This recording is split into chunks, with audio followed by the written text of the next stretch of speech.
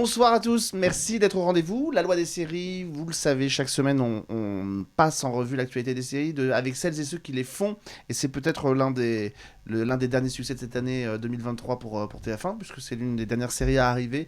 Vous étiez plus de 6 millions à suivre le lancement de Panda sur TF1, avec notamment Julien Doré et Ophélia Kolb. C'est le gros succès, je disais, de cette fin d'année. C'est difficile toujours pour des chaînes de télévision de relancer des marques. On avait envie de pouvoir parler de cette série dont je sais, en voyant les résultats sur les réseaux sociaux, que vous aimez beaucoup cette nouvelle série, y compris Julia Gabrielli, qui d'habitude, les polars, autant vous dire que dès qu'il y a un Maccabée qui traîne quelque part, c'est pas sa cam. Normalement, je suis malade quand on reçoit des polars, mais alors là, je suis là. Et là, elle n'avait pas de session de rattrapage de quoi que ce soit ailleurs. Elle est là. Et on va en parler dans un instant de cette nouvelle série en compagnie des deux créateurs de Panda. C'est important. On aime aussi recevoir les auteurs, Thomas Mansuy et Mathieu Leblanc. Bonsoir à tous les deux. Bonsoir. Vous êtes les heureux parents de ce Panda de 6 millions de téléspectateurs. Donc on va voir comment ce projet est né. Et elle va nous rejoindre dans un instant. Nous aurons Ophélia Kolb qui est en route et qui va arriver pile pour s'asseoir dans le fauteuil et nous parler de son rôle de Léa dans Panda. On va en parler. On va commencer cette émission, avant toute chose, par une avant-première. On le fait régulièrement. C'est une série qui va arriver sur France Télévisions, normalement en début d'année 2024. Elle est déjà disponible sur Paramount+. C'est adapté d'une affaire sensible qui a défrayé la Côte d'Azur il y a de nombreuses années, la disparition de la fille d'une riche héritière d'hôtel liée à la mafia du côté de Nice. C'est porté par Michel Larocque dans le rôle principal. Ça s'appelle Tout pour Agnès. La bande-annonce n'est pas encore disponible, par contre on a le générique et voici un petit extrait du générique de la série qui sera bientôt visible sur France Télévisions.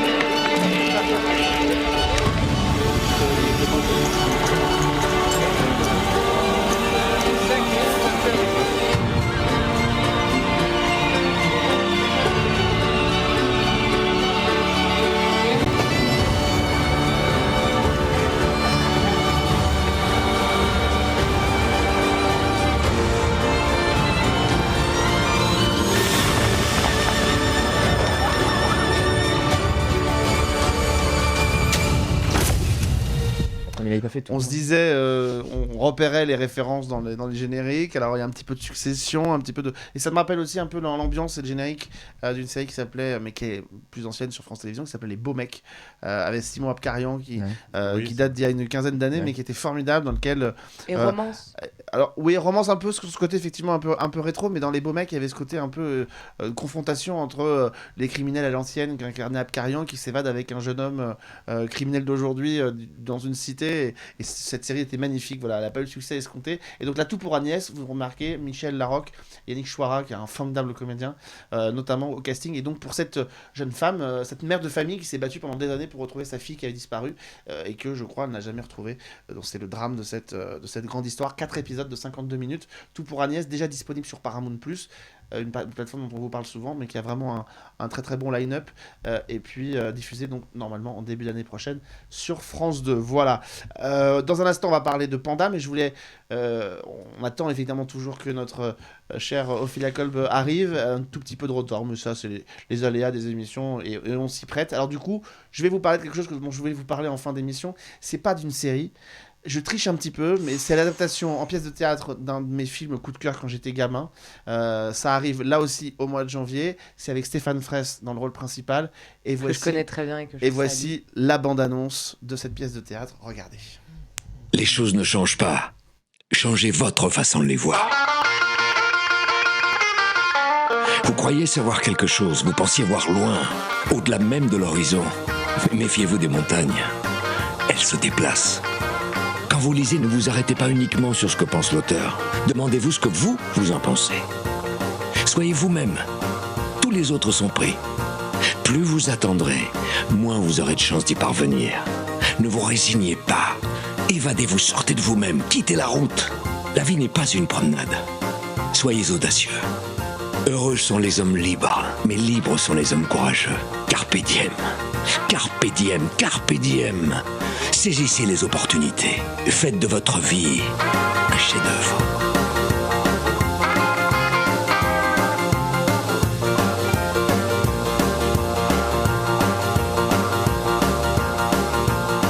Voilà, c'est le cercle des poètes disparus au Ça théâtre donne envie. Antoine à partir du 24 janvier. Stéphane Fraisse a la lourde tâche de succéder à Robin Williams dans le rôle de ce professeur qui débarque dans une institution très sélecte qui forme l'élite du pays, le professeur Keating.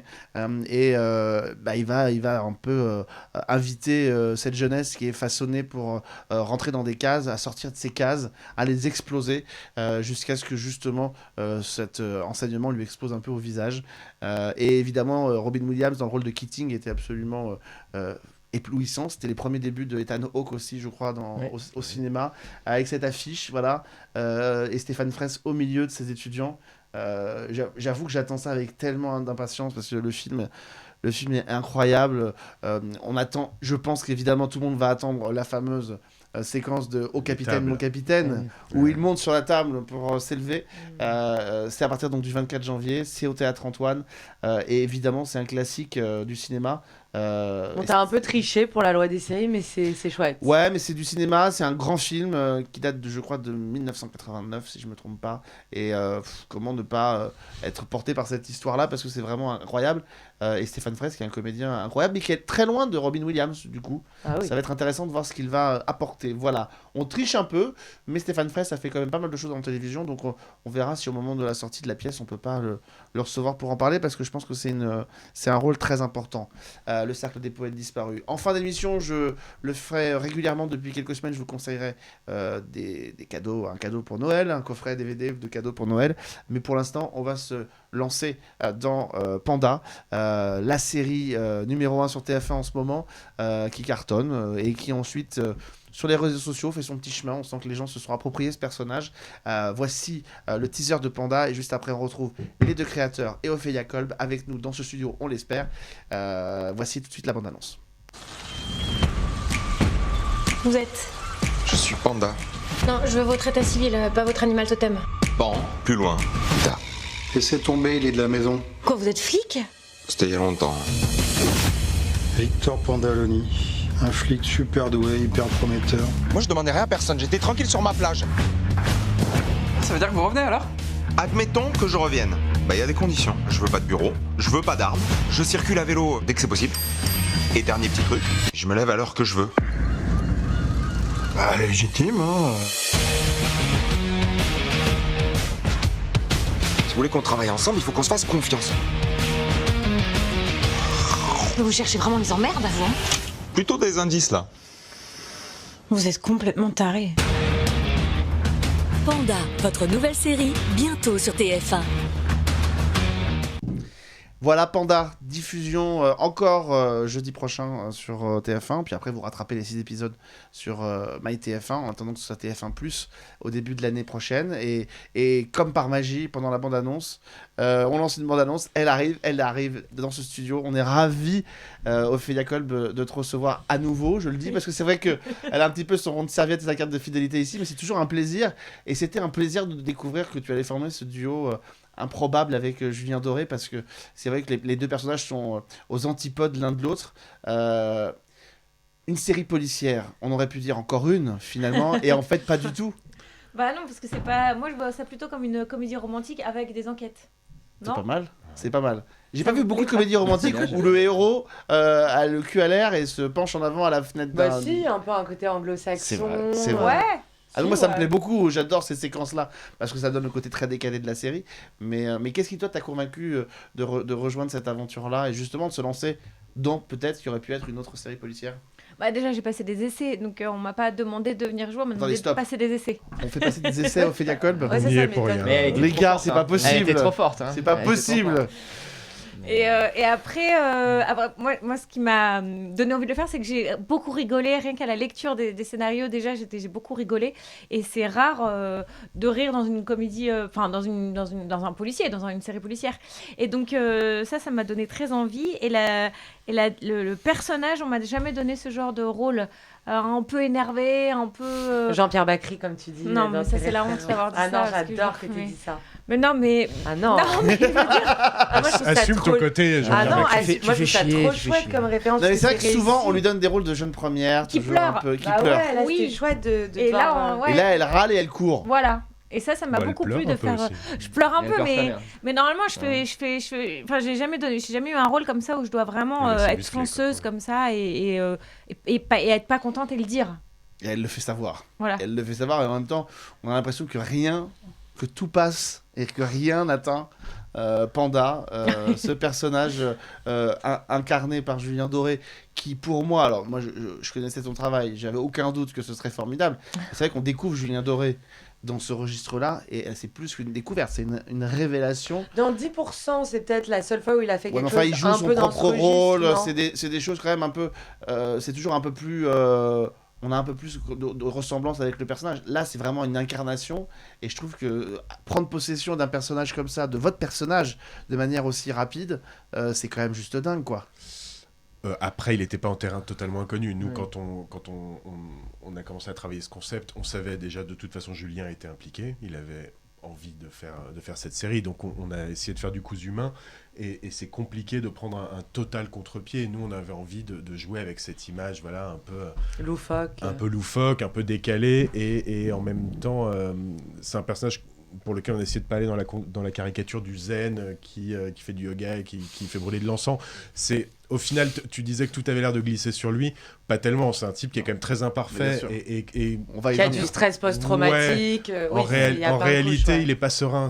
Il est moins serein qu'il ne veut bien le dire. La vérité, c'est qu'il y a eu une conversation. Enfin, il y a une grande intelligence sur la façon dont Julien gère son image et on a eu dès le départ des conversations sur comment est-ce que on est à un endroit où il est attendu. Et donc, on ne peut pas se permettre d'être dans comme disait Thomas, un total contre-pied. Et en même temps, d'arriver à créer du décalage. Et bon, moi, j'avoue, quand on fait des réunions d'écriture, parfois, plutôt que de dire Panda, je dis Thomas, parce qu'il y a beaucoup de Thomas dans... Voilà, et dans les... Non, mais voilà. C'est la nudité, ça. Voilà, mais pour le coup... Planquer les fenêtres on a... Non, mais il y a un petit mix. Il y a un petit... Voilà. Mais il y a un petit mix, il y a un petit, on va dire, une petite fusion entre, justement, ce personnage où il y a de nous-mêmes et où quand même il y a tout l'univers déjanté, la liberté aussi de Julien, parce que c'est surtout ça où on a pu s'amuser, c'est qu'on savait, il était beaucoup plus à poil dans nos scénarios qu'il ne l'est à la fin. Faut juste le savoir, c'est pas une demande de Julien, on a eu des textos du genre mais je suis tout le temps à poil, donc il en était pas forcément ravi et tout, donc on s'est amusé, il nous a permis ça et ça a été vraiment fait en bonne intelligence. Première info à rectifier, ça n'a rien à voir avec sa chanson. Alors, ça n'a pas totalement rien à voir. J'ai lu que vous corrigiez un peu le tir, donc en fait, c'est un peu un mix. Au départ, quand on était uniquement dans l'écriture, on cherchait un titre pour cette série. Le titre aurait pu être complètement naze, ça aurait pu s'appeler Zen ou je sais pas quoi. Donc, c'est toujours très compliqué de trouver un titre. Et au bout d'un moment, on s'est dit, bon, c'est un flic pacifiste, un peu perdu dans sa période, qui est gentil à une époque où on n'est plus très gentil. On s'est dit, bon, quelle est... voilà. Et Panda, on s'est dit Panda, le panda est un animal en voie de disparition qui inspire beaucoup de tendresse et beaucoup de maladresse aussi. On s'est dit ça lui va très bien. On a tordu son nom de famille du coup pour que ça colle avec Panda. Donc il n'existe aucun Pandaloni au monde, c'est un nom de famille qui n'existe pas. J'ai cherché, Pandaloni. En Italie il n'y a pas de Pandaloni, ça n'existe pas, il y a des Pantaloni, mais Panta ça aurait été moins cool. Et évidemment en fait je pense qu'il y a dans l'imaginaire collectif, évidemment on pense à Coco Caline, on a deux filles, on a chacun une fille de 5 ans qui... Enfin, ta fille avait 5 ans à l'époque, la mienne a 5 ans aujourd'hui, qui se mate Coco Caline en boucle. Donc voilà, donc de toute façon le panda c'était parfait parce que ça colle à son imaginaire. On avait Coco Caline dans les oreilles en permanence et en même temps ça dit quelque chose quand même du perso, quoi. Ça dit quelque chose du personnage. Comment on crée justement une... Allez, ça va être la question désagréable. Comment on crée une série... Non mais gentiment désagréable, vous inquiétez pas, mais comment on crée une série avec sa propre identité quand on sait que peut-être au sein d'une chaîne, on a envie de reproduire une mécanique qui a fait ses preuves et qui rapporte 12 millions de téléspectateurs. à savoir HPI. Moi déjà, je voulais commencer par ça. Moi, je voulais qu'on rende hommage. On est beaucoup comparé à HPI et en fait, nous, on a plutôt envie de rendre hommage à HPI. Mais carrément. On a le sentiment. C'est une excellente série et qui fait très bien le job. Mais c'est vrai que c'est très bien, c'est très drôle. Et surtout, nous, on avait le sentiment d'avoir pu faire Panda parce que HPI existait et parce qu'il y avait une liberté complètement folle, voilà, qui n'était pas forcément très présente sur TF1 avant HPI. Nous, on les a remerciés. On avait un petit hôtel à la gloire d'HPI en se disant merci d'avoir ouvert la voie. Après, on avait la chance d'avoir Julien, donc qui apportait un univers un peu décalé. Et nous-mêmes, en fait, j'ai envie de dire que c'était une force d'avoir Julien parce que TF1, du coup, avait très envie de faire quelque chose avec lui et très envie de respecter aussi son univers. Il n'arrivait pas vierge de tout ça. Donc, eux avaient évidemment des impératifs, c'est-à-dire une recette, mais c'est pas un gros mot, de polar, d'enquête bouclée, de fils personnels qui se dénouent sur toute la saison. Mais tout petit. Et ensuite ils nous ont laissé une grosse latitude sur ce qu'on allait faire du personnage, et après il y a des petits miracles. D'un coup, tourner en Camargue, ça donne une identité à la série qu'on n'attendait pas, qui est très différente. Même nous, on était très surpris au départ. Il y a un côté très très très western. Et ça n'a pas été fait. Moi, j'ai pas vu de série en Camargue. Non, mais ça, c'est l'idée de Julien. À la base, ça devait se passer dans les Calanques. C'était notre première idée. Et en fait, en tout cas, on sent que la Camargue va être investie parce que voilà, il y a une série qui arrive sur Prime Video qui s'appelle Escort Boy qui va arriver bientôt et qui a été tournée en Camargue et qui bénéficie aussi de ce côté-là, c'est-à-dire de ce côté presque western qu'il y a dans cette série. C'est-à-dire que... On a un épisode qui est carrément western, donc c'est sûr qu'on a beaucoup joué là-dessus. Après, il y avait même des références, alors évidemment, sans qu'elles soient écrasantes, mais Mud, etc. Mais cette idée de quand même, mine de rien, on est dans quelque chose qui est de l'ordre d'un bayou français, enfin, tu vois, avec du marécage, donc c'est vrai que là-dessus, on est quand même, il y a un gros travail qui a été fait et par Nicolas Cuche et par Jérémy Mingui dans la direction artistique. Ils ont quand même cherché, tout le monde en fait a cherché à que ce soit nous, mais poussé par la prod de Nathalie Laurent, puis après derrière par Julien, puis après aussi par les réals, puis les comédiens. Tout le monde, je pense, a cherché à apporter un millefeuille. Et c'est là où, quelque part, tu arrives avec une recette et une demande de reproduire du HPI. En vrai, c'est de faire de la comédie policière sur TF1. Et moi, je voudrais juste saluer une autre parenté qu'on a quand même, parce que moi, ça a été mon école aussi. Ça a été Astrid et Raphaël, c'est tout con, mais qui est un peu une série miroir de HPI sur France Télévisions. Et moi, j'ai été assez élève d'Alex de Soyen, parce que j'en ai fait 6. Et c'est un endroit où il y a du ludique. Et nous, c'est un peu notre marque de fabrique. Et donc, c'est vrai qu'on venait déjà tous les deux d'un endroit où on pouvait s'amuser avec du polar.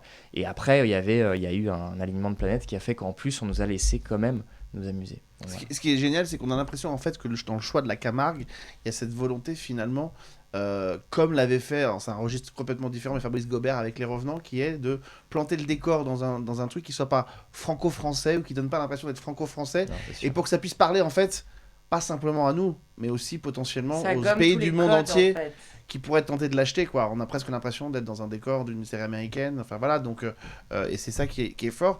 Et la comparaison avec HPI, c'est que je trouve que pour le coup, l'alter ego de Julien Doré en est vraiment un dans la série. C'est-à-dire que souvent, le binôme qui est associé au héros est au service du héros. Là, on a l'impression d'avoir deux personnages qui ont été construits à égalité. Et peut-être même parce qu'on a le héros qui sait faire de la place à son partenaire. Ah ouais, Julien, il m'a complètement laissé de la place, si c'est ça. Oui. Oui. Ah oui, j'avais un tapis rouge. Mais j'ai essayé de faire la même chose avec lui aussi. On a tous les deux essayé on n'a même pas essayé, c'était évident. En fait, on s'est laissé tous les deux un espace et on a voulu travailler ensemble, main dans la main, et faire cette série ensemble. On était vraiment unis en fait pendant la série, parce qu'il s'est passé quelque chose de très pendant le jeu, on était on se comprenait très bien, on s'entendait très bien, et donc il y a une espèce d'alchimie qui s'est faite tout de suite, même aux essais en fait, que j'ai passé, parce que j'ai passé les essais. On n'en revient pas. Et donc aux essais, déjà, on a senti tous les deux, mais l'un et l'autre, quand on s'en est reparlé après, on a senti que waouh, il y avait eu quelque chose de on est ensemble en fait, on n'est pas l'un contre l'autre, ou des trucs d'ego qu'il peut y avoir parfois, ou je sais pas, c'était vraiment quelque chose. C'est une phrase dans l'épisode, je crois, il y a de la physique, il y a de la chimie, et peut-être même un peu des deux, non, c'est ça? Ouais, et c'est un peu pour moi une phrase qui résume votre duo. Je trouve qu'il est fantastique, ce duo. Et c'est vrai que souvent, les comédiens, on ne citera pas de nom ni d'exemple, mais c'est vrai que quand vous avez une énorme vedette qui a le lead dans une série, elle a conscience que la série repose sur ses épaules, et elle a tendance à vouloir tirer la couverture sur elle. Là, on sent vous avez travaillé en véritable intelligence tous les deux. Oui, puis on avait besoin l'un de l'autre. Ouais, et vous aviez besoin l'un de C'est l'autre. pas qu'un service de Julien Doré, je suppose. C'est que. Non, mais c'est pas une question de service, mais c'est que on voit un comédien quand même et certainement un être humain qui fait preuve d'une grande intelligence et qui est d'une générosité. Comme à mon avis, on n'en voit pas forcément dans beaucoup de. Mais même avec les autres, avec Maxence, avec Messina, enfin avec Gustave Carverne, avec Maxence, avec Hélène Vincent et tout, même avec Mathis qui fait son fils, Roman, à chaque fois, il est laissé être. Comme les chiens dans ses clips. Comme les chiens dans ses clips. Mais oui, il laisse la place. Après, je tiens à préciser justement que les essais, ils étaient avant tout pour tester le duo. Plus même que ça nous rassure. Non mais c'est hyper important parce que c'est vrai que nous-mêmes de notre côté. Vous rattrapez bien, mais attention que je vous y reprenne pas. Non mais pour le coup mais pour le coup au-delà de ça, c'est vrai que quand on a écrit Lola, et c'est toujours des allers-retours avec de l'incarnation, et je pense que sur la saison 2 on va essayer de continuer à aller sur ce fil là, c'est-à-dire que vous avez remarqué c'est pas au conditionnel on en est ravis. non mais là il va me dire c'est lui qui va essayer de me rattraper mais toujours est-il qu'en tout cas ce qui est sûr et certain c'est qu'on voulait pas faire une mère tape dure. On voulait pas faire en fait ce qui est une grosse tendance on va dire post-MeToo, d'avoir plein de personnages féminins qui sont en fait des personnages masculins de sexe féminin, et même elle a un petit côté Madalton en fait. C'est... J'adore, mais j'adore parce que c'est ce côté un peu revêche et tout, et j'adore ce personnage d'Hélène Vincent. Elle a avec sa troupe de gens autour du café où on sait pas. Ah, tu parles d'Hélène Vincent, d'accord. Moi je continue de parler de Lola. Non, je parle d'Hélène Vincent. Je parle de Lola. Ah non, pardon Ophélia. Non mais du coup et sur Hélène Vincent elle est fantastique, mais en tout cas c'était là où je voulais juste préciser sur Lola. Nous on avait vraiment envie de quelqu'un qui part sur quelque chose où elle est en effet en force et en contre, mais ce qu'on voulait c'est qu'elle révèle ses failles et hier soir elle l'a fait, enfin tu vois, et c'est vraiment, enfin ça c'est votre talent, enfin tu vois, c'est vous ensemble, mais c'est aussi ce que tu vois toi t'apportes et tout, donc voilà, je finis la parenthèse, c'est terminé. Mais la parenthèse c'était très bien, ce qui m'a permis de me vautrer en comparant Ophélia à Madalton, et elle en est ravie. Et t'as vu, on a dit oui, c'est vrai. Et tout le monde a dit oui, donc non. Et je trouve que ce personnage a été vraiment bien pensé de Hélène Vincent, mais tous les personnages, d'abord parce que vous restaurez la coupe mulet, et ça déjà ça a beaucoup de c'est Maxence qui arrive. C'est Maxence, c'est incroyable. Ça c'est une des révélations aussi de la série, je trouve. Ouais. Complètement. Il est exceptionnel, très très drôle, et je vois que sur les réseaux sociaux les gens en parlent vraiment beaucoup et se sont appropriés le personnage. Il est juste surréaliste, il a absolument pas de bol avec Léa qui a tendance à le planter sur tous les coins de route qui se dessinent à lui. Enfin tu dises Lola parce que ça fait Lola pardon. Je sais pas pourquoi je l'appelle Léa. Non mais ça lui irait très bien, excusez-moi. Non, il n'y a pas de problème. Ouais, dans le rôle de Stan, il est incroyable. Il est incroyable. Comment on crée justement, au-delà des personnages qui sont l'identité d'une série, comment on crée la tonalité des enquêtes? Parce qu'on parlait tout à l'heure de Astrid et Raphaël. Effectivement, dans Astrid et Raphaël, il y a cette donnée dès le départ que, comme l'un des personnages est extrêmement intelligent, il faut avoir des crimes qui sont à la hauteur. C'est quoi la typologie des crimes de Panda? Eh ben alors... Là, je me tourne vers toi. Ok. Parce que non mais c'est vrai. En fait, dans notre duo, c'est comme ça, on simplifie les choses. Mais c'est pas vrai. On pense tous les deux polar, on pense tous les deux comédie. Mais bon, il est quand même très très très fort en comédie. Donc moi, je cours derrière. Et puis moi, je suis pas trop mauvais en structure. Donc voilà. Après, il y a vraiment, une volonté dès le départ sur Panda que ce soit pas le polar qui soit au service, que la comédie soit pas au service du polar, mais inversement. C'est plutôt le polar qui est au service de la comédie. Donc on savait qu'on allait faire un truc en mode mineur. Il s'avère que les textes à la base c'était un équilibre plus fort pour le polar, c'était polar comédie à égalité, et en fait quand on a fait des choix au fur et à mesure pour des questions de faisabilité, qu'on était trop long que machin, c'est vrai qu'à chaque fois ce qu'on a cherché à préserver, et les réals en premier, c'est la comédie, et donc du coup par rapport à comment on réfléchit, là ça a été, moi je suis arrivé tout de suite avec, dans Astrid et Raphaël on parlait d'astridisme, comment est-ce qu'elle enquête, et elle a un regard différent sur le monde, et on va pas se mentir, on n'est pas flic, on ne fait pas des séries pour des flics, et donc clairement le grand enjeu c'est toujours d'arriver et de revenir à du Sherlock Holmes en fait, à quelque chose qui arrive. Le mentaliste c'est pareil, c'est des mêmes logiques, c'est-à-dire ok t'es fin du 19e début du 20e, t'as une approche un peu Jules Verne des choses, c'est-à-dire que la science c'est cet endroit où t'as à la fois des choses un peu malines mais t'es pas non plus en train de perdre tout le monde, et on peut faire des espèces d'allers-retours, et donc le but c'est d'avoir quelqu'un qui, parce qu'il est un peu plus malin que tout le monde, un peu plus observateur, va arriver à quelque chose. Et dans le cas de Panda on s'est tout de suite posé la question, voilà, les histoires de il enquête avec ses pieds, il utilise son odorat, tous ces trucs de ok, on a un personnage qui est un peu plus sur ce qu'on appelait à une époque le limier, c'est-à-dire le limier, un limier, cette capacité d'enquêteur à la Hercule Poirot, à la Sherlock Holmes, c'est totalement l'héritage, à la différence de la police scientifique par exemple, qui est plus crédible je pense en tant que spectateur, du coup, qui est surtout plus intéressant. Et qui est plus proche. Qui est plus proche au final. Ouais. Et nous, on voulait surtout pas faire de Panda un super-héros, ni de Lola d'ailleurs.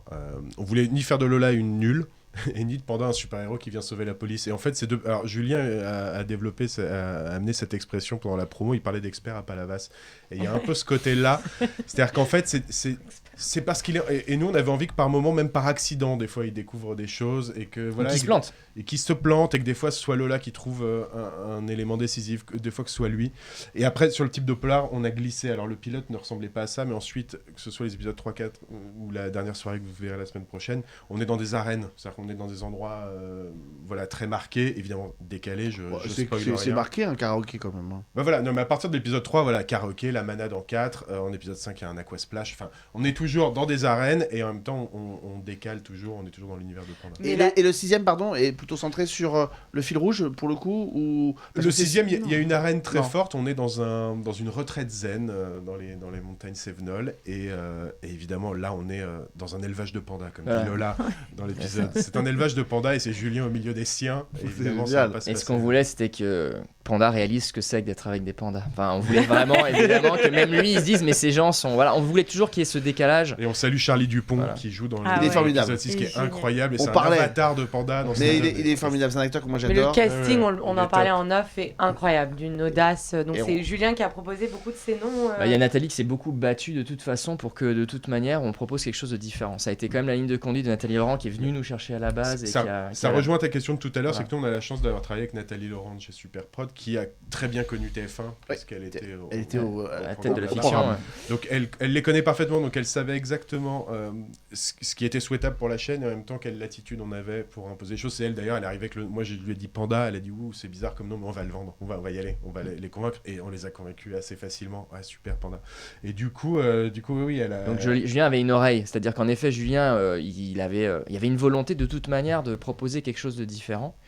Et je pense que c'est là où il y a tout le charme qui en découle, c'est-à-dire que on va parfaire notre série, on va s'améliorer, on va la muscler, etc. dans tous les sens, parce qu'on pense qu'il y a toujours des endroits où on peut s'améliorer, mais ce qui est sûr et certain, c'est qu'il y a une énergie de la part de tout le monde, tout le temps, d'essayer de donner une image de quelque chose un peu différent, un souffle un peu nouveau. Et jusque dans la promo, je vois sur l'Insta de Julien Doré qu'il est même impliqué dans les petites vidéos de making of. Il va sonner chez les gens pour savoir si ça regarde la série. J'ai l'impression qu'il est vraiment Mais ceci dit, tout à l'heure je disais que Julien est une vraie révélation.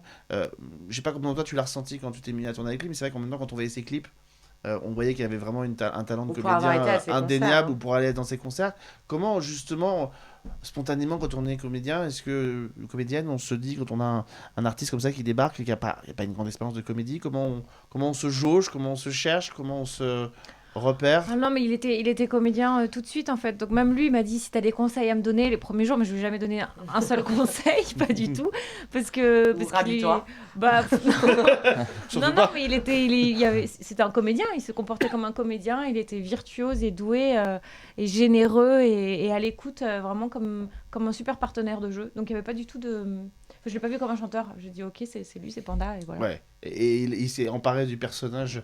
Il faut dire que vous l'avez particulièrement bien caractérisé, à la fois dans ses manies, dans cette manière de monter à cheval pour rattraper un suspect, dans cette manière de piéger Lola sur le goudron en lui disant on dit tout n'importe quoi. C'est hallucinant. Je l'ai trouvé extraordinaire. Ça fait partie des très très grands moments. Parce qu'à ce moment-là, tu as un doute et tu dis allez, ça a à nouveau téléphoné, Polar, il va goûter. Et après, tu comprends qu'il y a un contre-pied. C'était merveilleux. Oui. Ah bah oui, on s'est beaucoup amusé et puis on s'est aussi beaucoup censuré. Vous avez c'est vrai faire beaucoup de choses. Mais non, forcément, oui, on s'est beaucoup amusé. Comme je le disais, nous, on avait envie que ce soit un personnage très imparfait. Ce moment de la Terre, on croit que magiquement, il va trouver... Nous, non. Ça existe dans toutes les séries américaines, hein, donc en même temps... Oui, mais justement, ça aurait été trop dommage. Et surtout, il y a un petit décalage, c'est qu'on parlait de Maxence, on parlait du personnage de Stan, même du personnage du commissaire. À chaque fois, à force de petits décalages et de rajouter un peu de... Enfin, tous ces personnages sont des bisounours, en fait, hein, on va se l'avouer. On a une...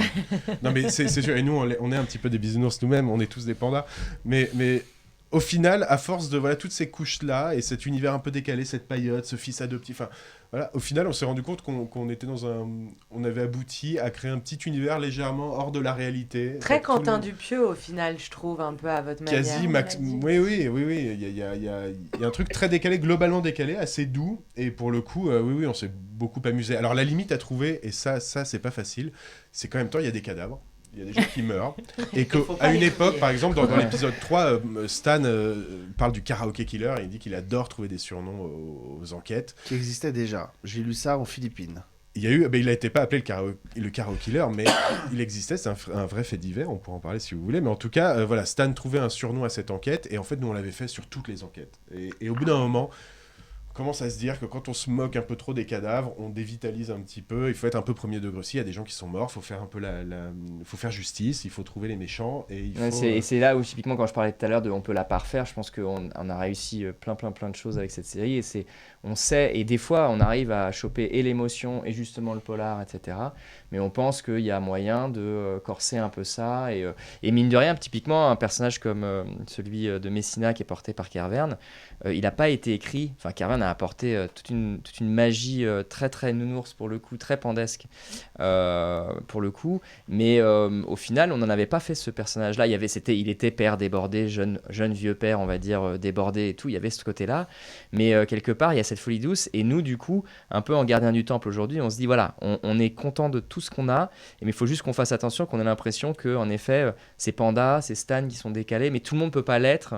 Et il faut que... Tout le monde a été un peu infusé. Tout le monde a été infusé de tout ça. Et il faut vraiment on est sur le fil. Et ce que disait Tom, c'est-à-dire qu'à la fin, c'est quand même des vrais gens qui meurent. Oui. Il faut qu'on s'intéresse à eux. Il faut que, voilà. Et c'est pas le cas. Mais c'est sûr qu'on va avoir une vigilance accrue. Ouais, c'est un beau challenge pour voilà, la saison 2. C'est un challenge, exactement. Tu voudrais que les leviers soient poussés dans quelle direction, toi, pour la saison 2, par rapport à Lola ? Elle sourit. Non, moi, elle me plaît, Lola, je sais pas. C'est à vous de voir. Moi, je fais ce qu'on me donne à faire. Allez, sage. La vérité, c'est que nous, quand on pensait à ce binôme et à ces deux personnages, on se disait, en fait, Lola et Panda, c'est la même personne. Sauf qu'il y en a une qui est pré-burnout. Et lui qui est post-burnout. Et en fait, et on se disait, c'est là qu'ils se retrouvent. Parce qu'en fait, mine de rien, Panda s'énerve beaucoup dans la série, craque, perd ses nerfs, doute. Il est pas du tout, c'est pas du tout un maître zen, c'est un apprenti zen qui essaye de lutte de voir des infusions, de méditer, mais en fait, ça se passe pas bien. Et on se disait, voilà, en fait, ils se retrouvent parce qu'ils ont la même panique tous les deux. Ils sont sur le même. Très nerveux. Ouais, sur la même ligne de crête. Et d'ailleurs, c'est pour ça qu'ils vont se rapprocher. Enfin, sans rien spoiler. Mais nous, en tout cas, le but, c'est que Lola se pandise et que Panda se lolise. Oh là là. On a tout un vocabulaire autour de la série déjà. La semaine dernière, tu découvrais ce que c'était que Bresson. Et là, maintenant, tu découvres... J'ai appris du Verlan la semaine dernière. Et cette semaine, j'apprends la pandaïsation de la société. Ouais. Et c'est ce que je souhaite à vraiment tout le monde. On l'a pas dit, parce qu'on n'a pas eu le temps, mais c'est vrai qu'il y a un vrai travail qui a été fait aussi sur la musique. Ouais. Il y a une identité musicale qui est vraiment très différente des standards qu'on a habituellement sur les séries policières. On est sur des trucs un peu formatés et tout, et là on a vraiment un travail qui a été fait dessus. Il y a une vraie recherche aussi sur la mise en scène, parce que il faut aller chercher des... Oui, mais il y a des séquences un peu métaphysiques dans les rêves de Panda, enfin voilà, qui ont été pensées et qui donnent quelque chose à la série qui est assez surréaliste, enfin voilà, qui colle parfaitement bien. Bref, vous avez réussi à créer en fait une série qui colle aux standards de TF1, mais qui a sa propre identité, et il y en a pas tant que ça finalement quand on réfléchit bien. Donc c'est quand même une belle force. HPI est extrêmement libre. Il y a des... Oui, mais c'est le premier, c'est le plus facile. Ou au contraire, ou l'inverse. Non, mais c'est pour ça que moi je dis qu'il y a un espèce de petit miracle. C'est-à-dire que au final, tout le monde s'est quand même senti investi à tous les étages. Et c'est vrai que quelque part, ça correspond pas aux standards. Mais même nous, dès le départ, on s'est dit, ok, on va y aller en étant un peu libre. Et nous, on a écrit 10 histoires. Il y en a 4 qui ont été jetées. Enfin, je veux dire, quand même, mine de rien, on avait Nathalie qui a été là pour nous dire. Au début, on avait vraiment écrit L'Arme Fatale, quoi. Enfin, je veux dire, et elle a dit non, ça va pas le faire. Et donc, du coup, ce qui a fait qu'il y a eu un écrin qui faisait que tout le monde pouvait s'en saisir tout en se disant, ok, c'est différent. Et tout le monde, je pense, à chaque étape, a vraiment cherché à apporter ce petit plus. Mais la question c'est, est-ce que tout le monde a reçu un pull avec un panda dessus ou ça c'est juste... Alors moi je suis assez déçu parce que en fait Tom il l'a mais il l'a porté hier, il s'est taché. J'en ai... je suis super déçu que le duo était pas en... Voilà. Non, moi j'en ai un rose. Ça dit quelque chose. Il est Franchement, rose j'adore, et faut les vendre. J'achète Et direct. le nôtre, il est où? Ouais. On est très déçus aussi. Non, mais Très ça déçus. Non mais c'est va pas du tout. Désolé. Ça va pas du tout. Ok, Dernière question parce qu'on arrive au bout de cette émission, mais justement, on dit souvent que la saison 1, on essaye de faire coller son univers avec des codes d'une série parce que voilà, pour voir si ça fonctionne, sans trop pousser les curseurs. Et qu'en saison 2, on peut davantage se lâcher. Est-ce que ça va être le cas? Et comment vous pensez cette saison 2? L'idée, c'est pas de faire une dupliquée de la saison 1. Avec ce challenge déjà qui était question. Oui, mais bon. Alors déjà pour être très pragmatique, on attend qu'il y ait une saison 2. Hyper envie qu'il y ait une saison 2. On a plein d'idées pour la saison 2. En revanche, ça dépendra de plein de choses, notamment du public. Enfin voilà, si les audiences... Première soirée, c'est très bien porté en consolidé. Du désir de tout le monde, oui, mais en tout cas, nous, on a très envie d'une saison 2. Et en fait, moi, je crois pas trop, à titre personnel, au fait de « Ah, c'est bon, on a une recette, on va tout changer pour que ce soit mieux. » Non, pas tout changer, mais se permettre des folies qu'on ne s'était pas permis en saison 1, par exemple. Changer de décor ou... On va changer de décor, mais peut-être on va rester... des épisodes un peu concept, enfin des choses comme ça, quoi. On va essayer de garder cette exigence d'arène un peu décalée, un peu étrange. On va explorer des ambiances qu'on n'a pas eues. Même sur nos personnages, on va aller, notamment avec le personnage de Lola, vers des choses... un peu différente. Après, évidemment, on est sur nos fondamentaux. On a l'impression d'avoir trouvé notre personnage. On a l'impression que ce décor, cette famille existe. Pour quand même apporter... notre volonté, typiquement, c'est aussi de servir cette famille. C'est-à-dire sans que ce soit un truc qui devienne mécanique. Mais c'est vrai que, typiquement, Hélène Vincent, notre but, c'est de faire en sorte que ces personnages-là puissent être impliqués comme Roman l'a été dans une des enquêtes, impliqué dans les enquêtes, et que en gros cette famille, cette notion de famille que Tom décrit, on l'est même au niveau du commissariat aussi. C'est-à-dire que, et même Stan et Messina, dans leur façon de gérer, en fait on a posé nos deux personnages, et ils existent, et les autres aussi existent, mais là maintenant c'est la notion de famille et le fait que quand ça se passe pas bien entre Panda et Lola, ça met tout en danger, et tout ce qui... Du coup en fait quelque part on est encore en train de tirer notre fil perso avant tout, et c'est là où je pense qu'on s'amuse et qu'on prend des libertés, c'est-à-dire qu'ils existent, maintenant on va leur donner encore plus de chair.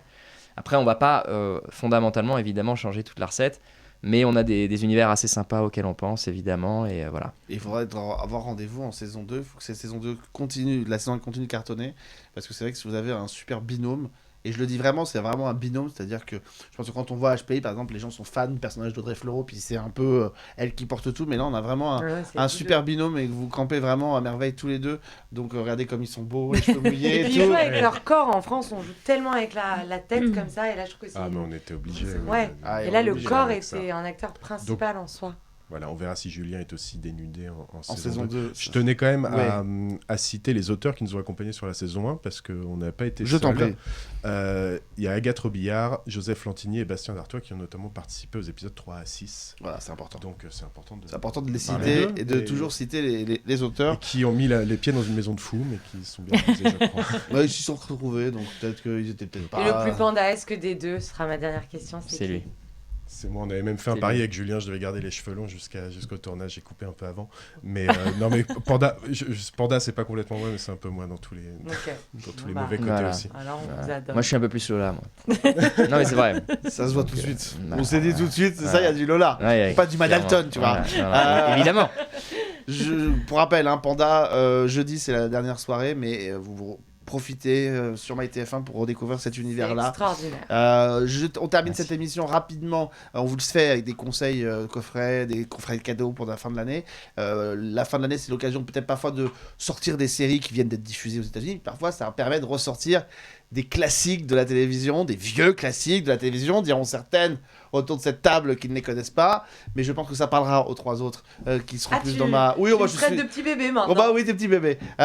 Cette série va ressortir, elle sort tous les ans, mais c'est toujours... moi, c'est une série qui me faisait bien marrer quand j'étais gamin. On va voir le générique, et puis je vous présente le coffret juste après, mais regardez, c'est juste là.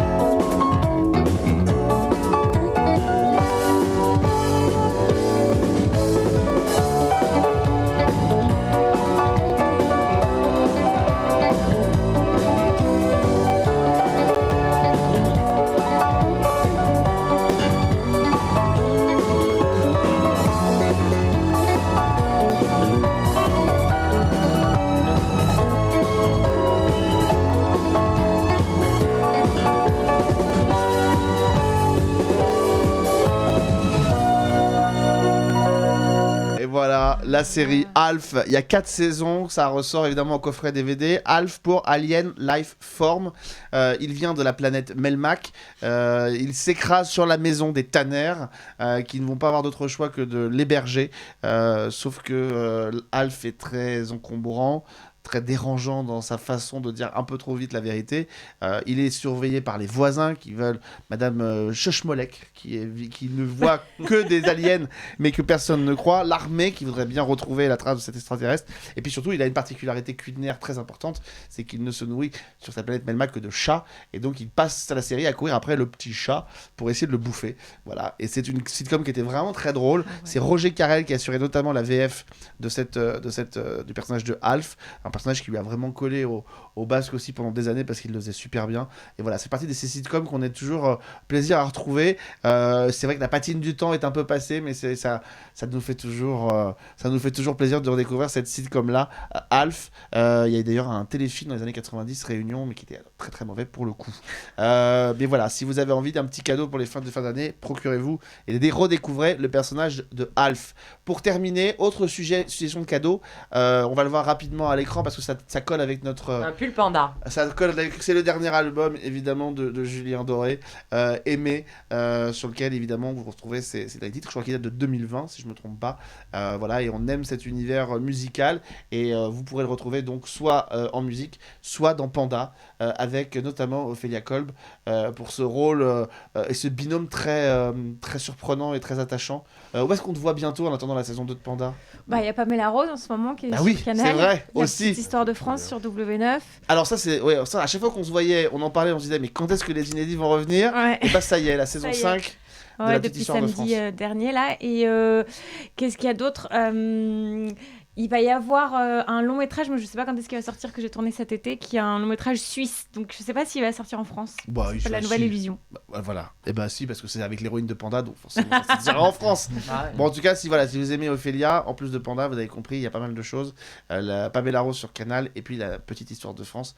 Des nouveaux épisodes, W9 est ravi, ça va pouvoir permettre de continuer à rediffuser la série tous les samedis soirs en boucle après Kaamelott. Voilà. Mais on est ravis en tout cas de te retrouver encore une fois dans un rôle à la télévision. Merci beaucoup à vous aussi, messieurs, pour avoir créé cet univers singulier et qu'on aime tant. Merci aux équipes de TF1 qui nous ont permis de faire cette émission, notamment Hermine, que j'embrasse. On se retrouve nous la semaine prochaine pour les 2 dernières émissions avant les fêtes, et on a encore pas mal de choses à mentionner, mais pour l'instant on vous en parle pas. C'est comme les projets des comédiens, on le fait que quand c'est acté. Voilà. Merci à tous. Merci à Robinson qui était à la manette, et rendez-vous vendredi prochain. Ciao.